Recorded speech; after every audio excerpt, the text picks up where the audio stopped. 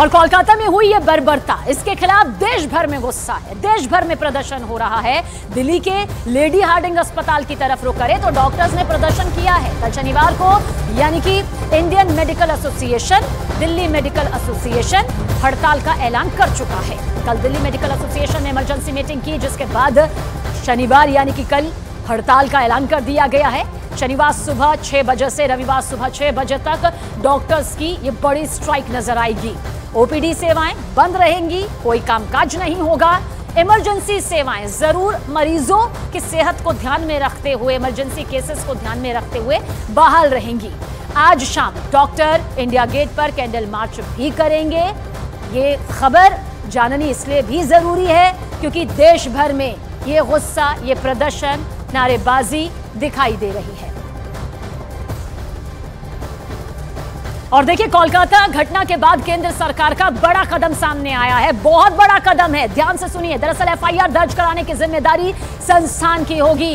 Medical संस्थानों को स्वास्थ्य मंत्रालय के निर्देश, स्वास्थ्य मंत्रालय ने कहा है कि 6 घंटे में एफआईआर करानी होगी, यानी समय सीमा यहां पर 6 घंटे की तय कर दी गई है कि एफआईआर, ताकि कानूनी प्रक्रिया जो है वो जल्द से जल्द शुरू हो सके, कोई सबूतों को मिटा ना सके। संस्थानों को 6 घंटे के अंदर ही एफआईआर दर्ज कराने का निर्देश दे दिया गया है, यानी किसी तरह की कोई लेट लतीफी, लीपा पोती नहीं चलेगी। 6 घंटे के अंदर वो तमाम कानूनी पहलुओं को अपनाना होगा और ये जिम्मेदारी यहां पर सीधे सीधे संस्थानों को सौंप दी गई है।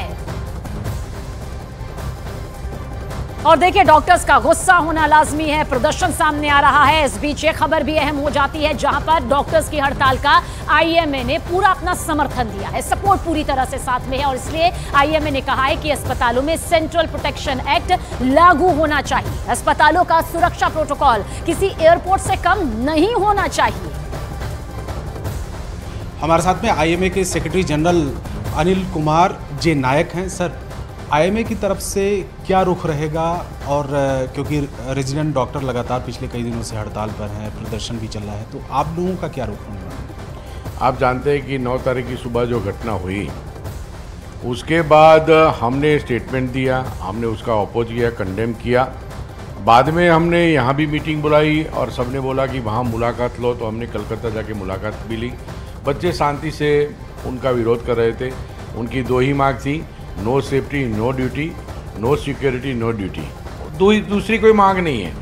ये निर्भया जैसा ही केस है, ये फक्त डॉक्टर नहीं है, हमारे सबकी बेटी है। तो उसको बचाने के लिए जो बैठे थे, उन पे एक मॉब आके 3000 लोगों का पूरा उनका वेंडल साफ करता था, पूरा इमरजेंसी रूम तोड़ देता है, सभी हॉस्पिटल के सभी कमरों में जाके तोड़ फोड़ करता है। तो पानी हमारे नाक से ऊपर हो गया। तो हमने बोला पूरे इंडिया से मैसेज आने का, आप क्या कर रहे हो?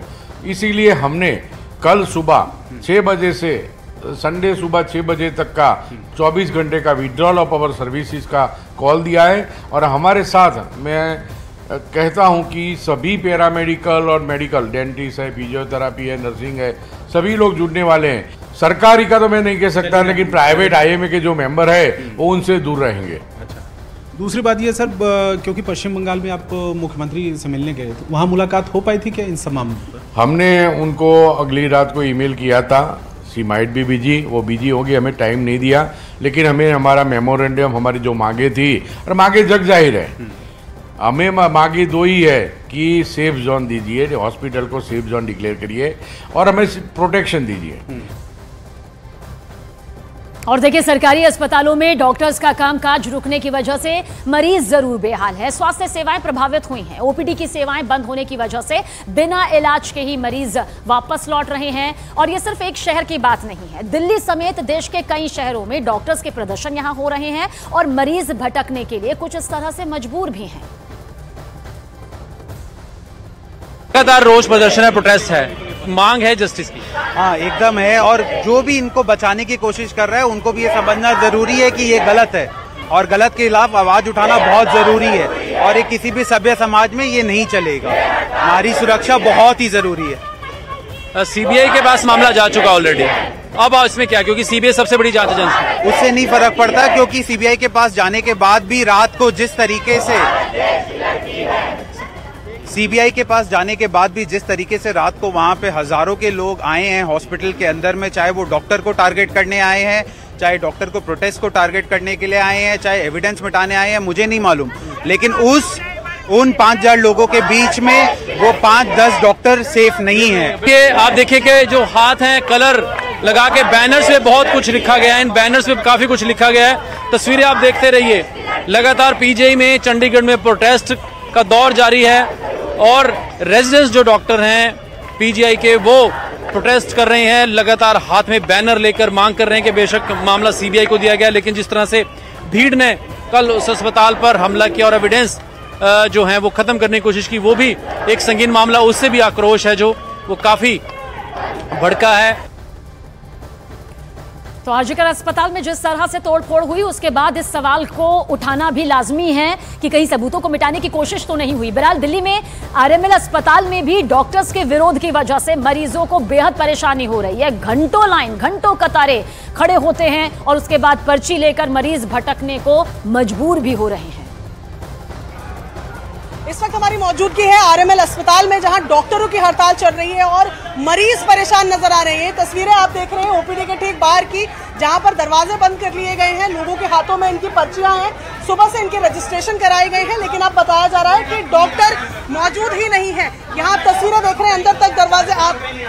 कल मैं चारे लुक्स गया था, मेरा फ्रैक्चर हो रखा पैर के अंदर, तो वहाँ पर भी उन्होंने बोला स्ट्राइक हो रखी है। वहाँ भी कोई डॉक्टर नहीं है? कोई डॉक्टर नहीं है, मेरे पे फार्म है, मेरे कागज। आप पर्ची बनवाई?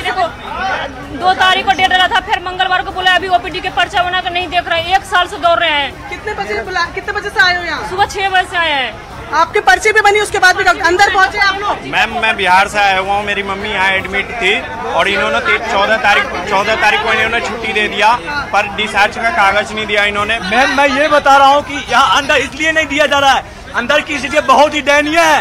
ये लोग अपना करतूत छुपाना चाह रहे हैं। किसी पेशेंट का पैर टूटा हुआ है, किसी का हाथ टूटा है, कोई स्टेशन पे टॉयलेट किए हुए, कोई देखने वाला नहीं है। मैम रोना आ रहा है, आप लोग अंदर नहीं जाने दे रहे हैं। इन्होंने खराब होती जा रही है। यहाँ पर एक पेशेंट को मैं इसकी तस्वीरें आपको दिखाती हूँ जो स्ट्रेचर में यहाँ पर लेटे हुए हैं।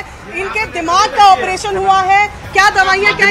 दिमाग को इसका टीबी हो गया था, यहाँ से इसका ऑपरेशन करके ये पाइप डाला गया। इसकी पाइप को हर 10 बार पूरे दिन में दबाना पड़ता है और ये इससे कल से बहुत ज्यादा परेशान है। आज किस लिए यहाँ पर आए थे? मैं इसको दिखाने के लिए आया था, सुबह 5 बजे का आया हूँ, अभी तक किसी डॉक्टर ने देखा नहीं। दवाइयाँ लिखवानी थी, क्या करना था? दवाइयाँ लिखवानी थी, लेकिन यहाँ पे कोई डॉक्टर ही नहीं है, दवाइयाँ कौन लिख के देगा? और दवाइयाँ भी इसकी खत्म हो गई है, कहाँ से अभी लिख के देंगे तभी तो लूंगा मैं ये दवाइयाँ। देखिए ये पेशेंट है, स्ट्रेचर पे है, दिमाग का ऑपरेशन हुआ है। इनके साथ जो तीमारदार आए हैं वो 5 बजे से कह रहे हैं कि यहाँ पर हैं, लेकिन अब जाके बोला जा रहा है कि डॉक्टर नहीं है तो हड़ताल नहीं चल रही है, ऐसे में कोई इलाज नहीं होगा। ये दूसरी पेशेंट आप यहाँ पर देख रहे हैं, स्ट्रेचर में लेटे हुए हैं। वहाँ देखिए जमीन पर यहाँ पर पेशेंट जो है वो लेटे हुए हैं। और ये जिस गेट के बाहर इस वक्त हमारी मौजूदगी है, यहाँ पर सुबह नंबर्स बढ़ रहे थे, यहाँ पर डॉक्टर सुबह देख रहे थे, यहाँ पर हम सुबह भी आए थे, लेकिन अब इस दरवाजे को बंद कर दिया गया है और ये दरवाजा बंद कर दिया है।